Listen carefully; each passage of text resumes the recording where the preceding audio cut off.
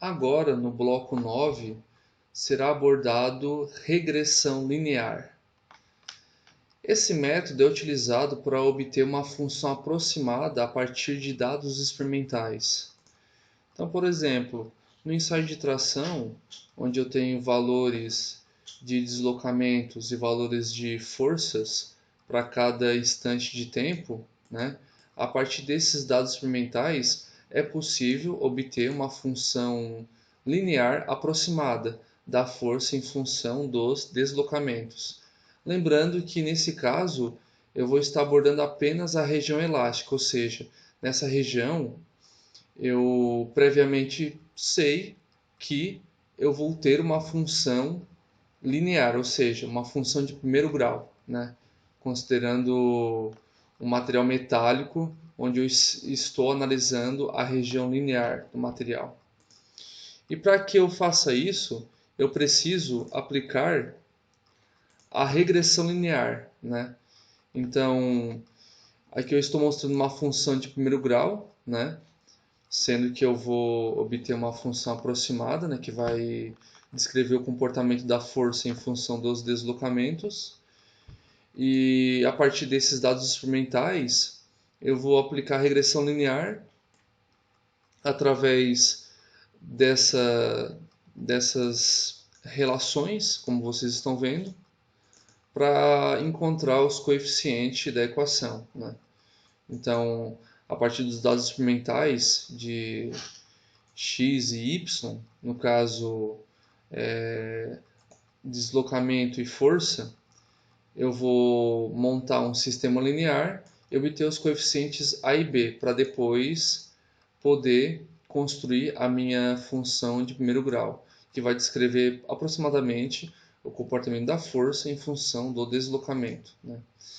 Então, inicialmente, eu tenho esses valores, né, de deslocamentos e de forças, né? E eu tenho 100 valores para cada variável, né?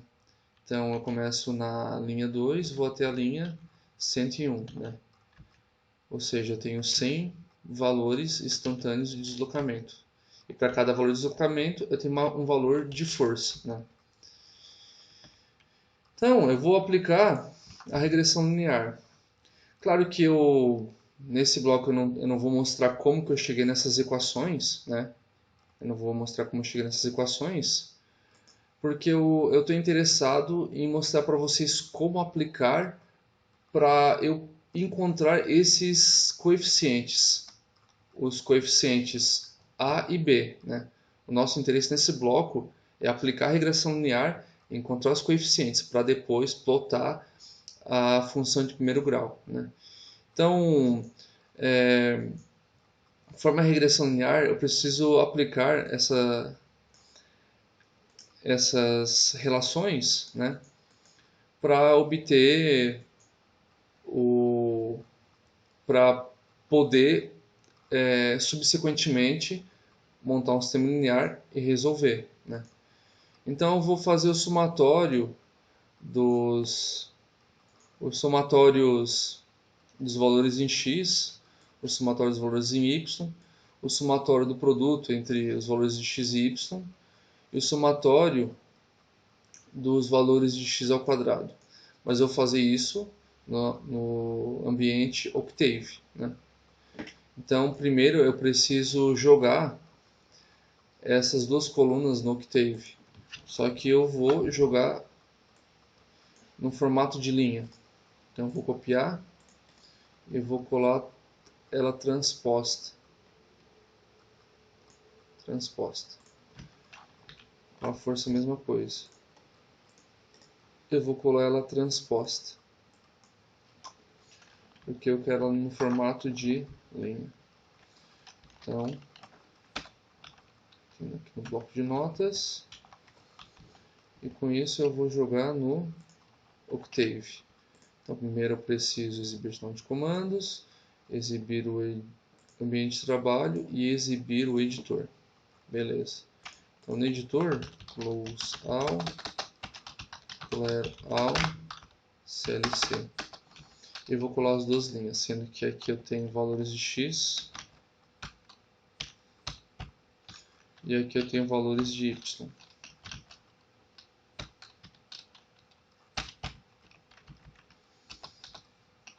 Então eu vou plotar só para ter uma noção do comportamento da força em função dos deslocamentos, né? Ou seja, eu vou plotar a força em função do deslocamento. Para isso salvar primeiramente. Opa.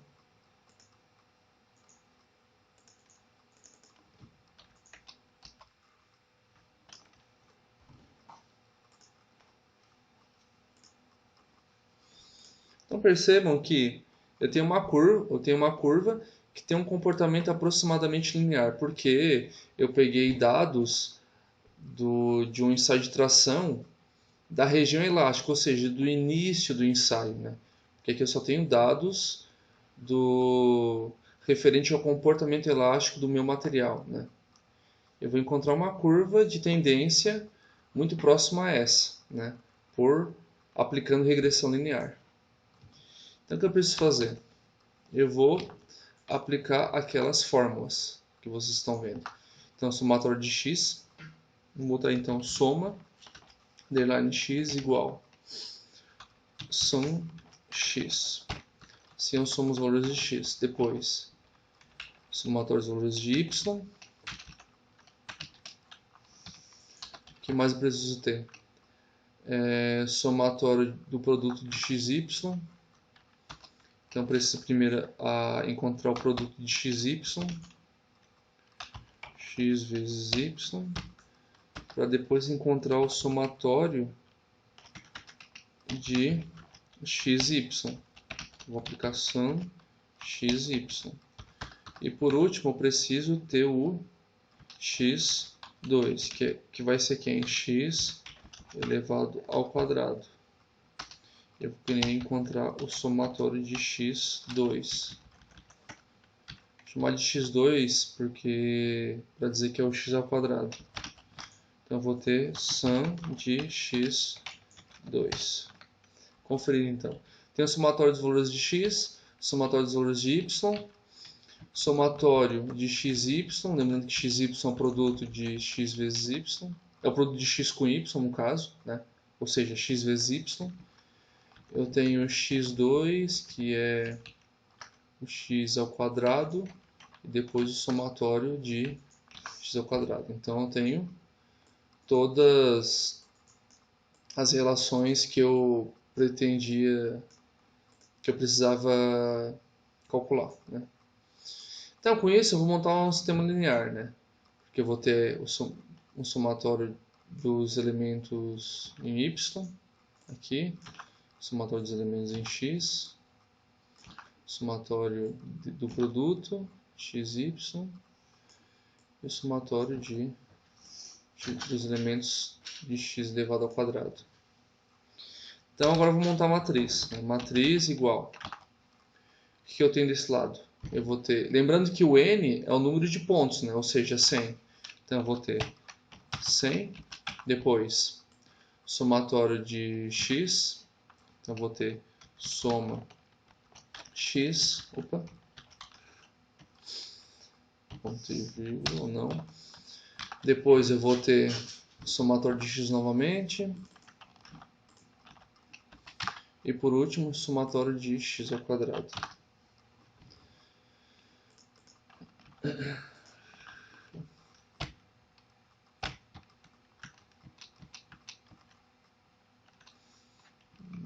Certo? Então, aqui faltou colocar o 2. Pronto. Em V eu vou ter quem? Eu vou ter do outro lado o somatório de y e o somatório de x vezes y. Então, somatório de y, que é soma y, ponto e vírgula, somatório de xy, soma xy.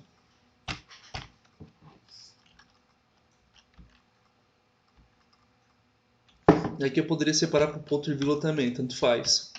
Eu posso pular a linha ou colocar ponto e vírgula para separar as linhas, né? Então, conferindo, eu tenho 100, que é o número de pontos. Tenho somatório dos valores de x. Depois embaixo, somatório dos valores em x. Somatório dos valores de x ao quadrado. Aqui. Daí do outro lado da igualdade eu vou ter somatório dos valores de y e somatório do produto de x e y. Certo? Então eu vou aplicar o que eu ensinei no bloco onde foi abordado a parte de resolução de sistemas lineares, onde eu mostrei para vocês como solucionar um sistema linear através de produto matricial, sendo que nesse caso eu vou multiplicar quem por quem. Eu teria V igual a M vezes C. Então o que eu vou ter que fazer? Eu vou ter que jogar o M para o outro lado, então vai ficar M na menos 1. M elevado na menos 1 vezes V, que estaria do outro lado da igualdade. E com isso eu isolo o C, que é o vetor com as constantes. Então com isso eu obtenho o C que vale esses dois valores, né? Então o C, quem é o C? O C vai ser o vetor com o elemento A e o elemento B, né? Ou seja, a primeira posição do vetor vai ser o elemento A, a segunda posição do vetor vai ser o elemento B. Com isso, o que eu vou ter? Eu vou ter o A, que vai ser igual a C na posição 1,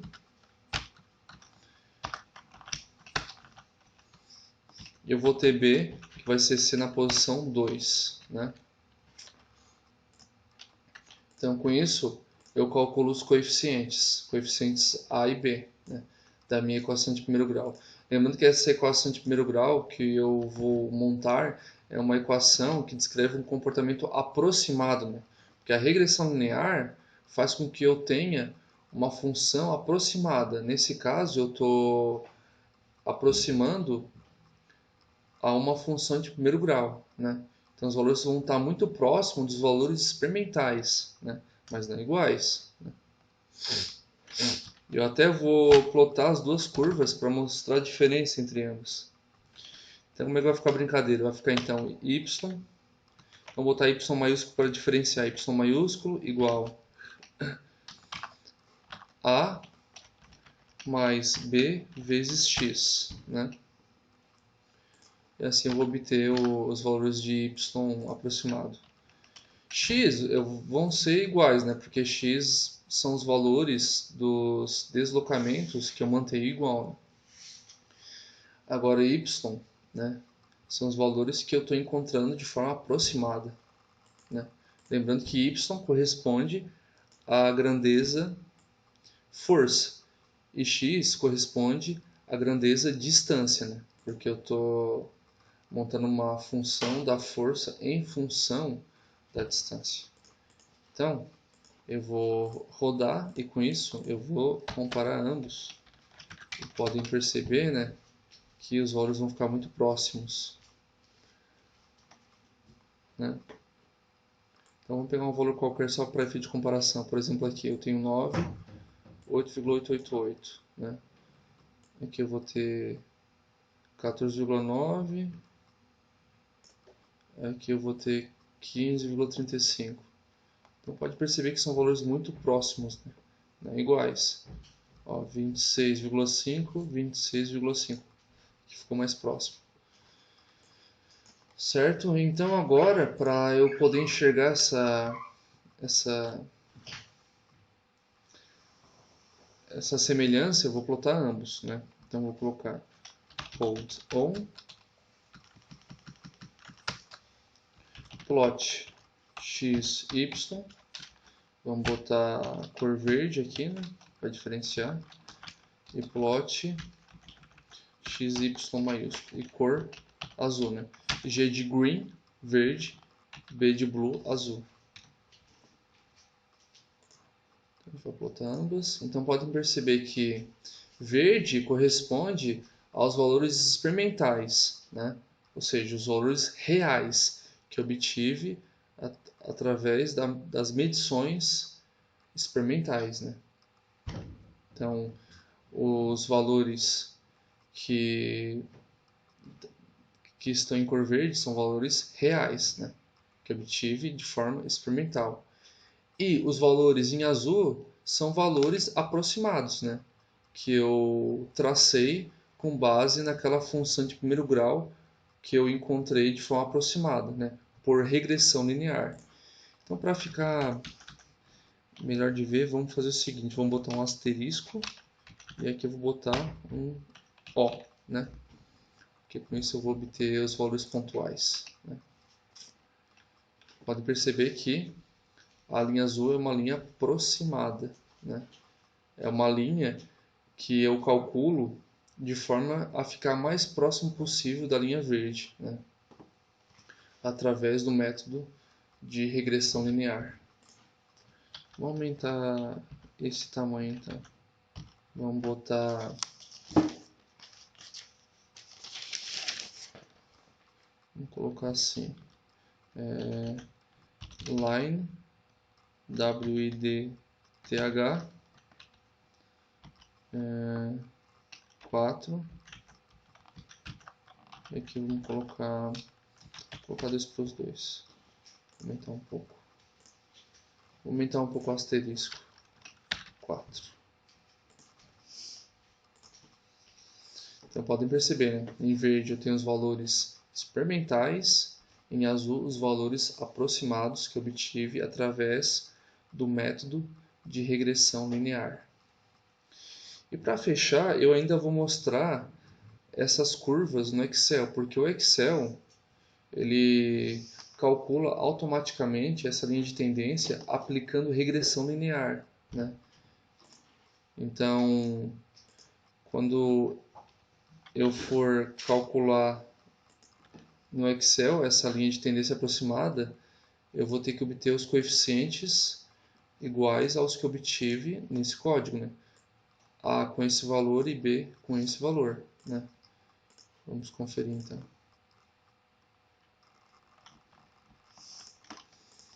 Então vamos plotar um gráfico de dispersão.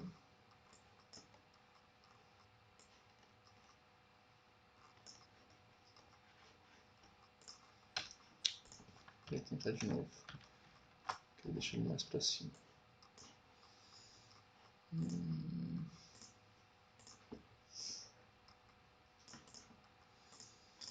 Vamos ver se foi selecionado os dados corretamente.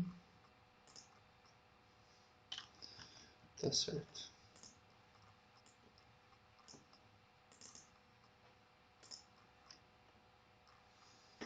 Adicionar linha de tendência, linear, exibir equação no gráfico.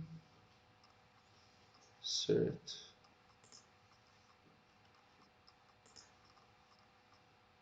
Tem uma cor verde.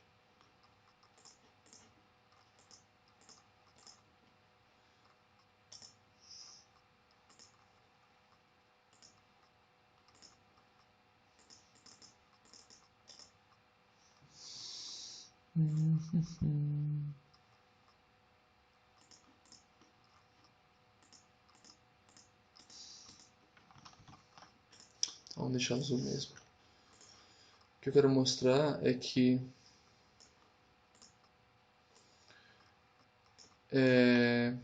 eu vou plotar no MATLAB, quer dizer, no Octave, né? E comparar.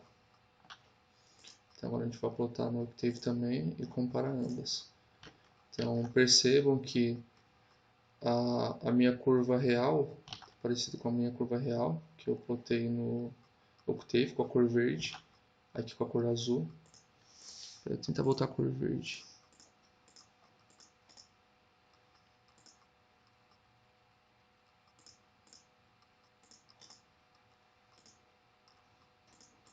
Pronto, agora ficou verde. Então, a curva, né, correspondente aos dados experimentais, elas estão praticamente iguais, né? Plotadas no Octave, né? Com a cor verde. E essa linha de tendência, que está em pontilhado, corresponde a essa linha azul, né? Que eu tracei aplicando a partir da aplicação do método de regressão linear, né? Usando o método de regressão linear, eu obtive uma função de primeiro grau aproximada e com isso eu plotei essa curva na cor azul. E vocês podem perceber que os coeficientes da minha função de primeiro grau ficaram iguais aos obtidos no Octave, né? Então, eu tenho aqui a 0,21406, aqui também 0,214, que é o A, e o B ficou 11,844. Ficou exatamente igual, né? Então, os coeficientes que o Excel calcula, ele calcula aplicando o método de regressão linear também, né? Então, essa equação que é obtido, né, no Excel, dentro do Excel é aplicado o método de regressão linear. Tanto que eu provei, né, no Octave, obtendo exatamente os mesmos coeficientes, né? E com os mesmos coeficientes, né, eu obtive uma função de primeiro grau que, com base nessa função de primeiro grau, eu tracei as curvas exatamente iguais à que aparece no Excel, né? No caso, a minha curva em verde é a curva real, né? Assim como essa curva em verde. E a minha curva azul é a minha curva aproximada, que corresponde à linha de tendência do Excel, né? Obtida por regressão linear. Certo?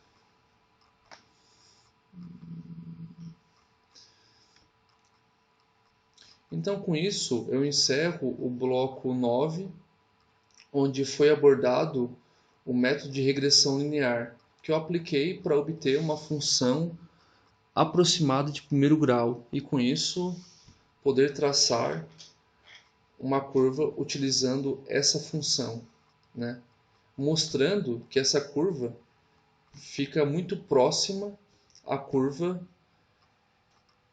referente aos dados experimentais, como vocês estão vendo nessa imagem.